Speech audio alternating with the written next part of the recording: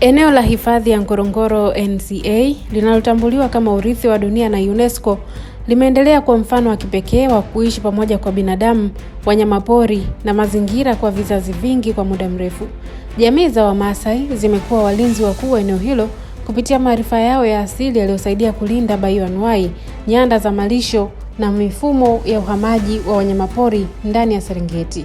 Hayo yamebainishwa kupitia uchambuzi uliofanywa na wakili Onesmo Ole Ngurumwa, mkazi wa Ngorongoro ambaye ni mtetezi maarufu wa haki za binadamu na mratibu kitaifa wa mtandao wa watetezi wa haki za binadamu Tanzania THRDC, ambapo ameeleza kuwa pamoja na mchango huo, wito wa kuingiza maarifa ya asili katika mfumo rasmi ya uhifadhi haujapatiwa uzito unaostahili.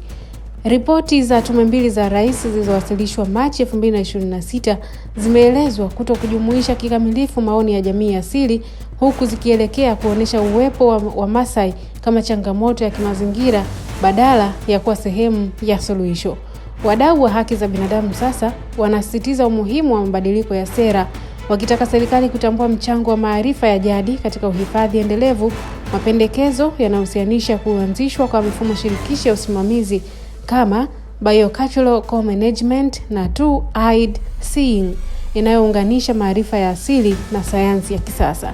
Wakili Ole Ngurumwa amesema mfumo huu unapendekeza mambo matatu muhimu: kutambua rasmi maarifa ya jadi kama ufugaji wa mzunguko, kuanzisha ufuatiliaji shirikishi wa mazingira na kuhakikisha usimamizi unaozingatia haki, ambapo jamii zinashiriki moja kwa moja katika maamuzi na kunufaika kwa mapato ya utalii. Kupitia mjadala wa kimataifa ulioandaliwa na UNESCO kwenye jukwaa la kudumu la Umoja wa Mataifa kuhusu masuala ya watu wa asili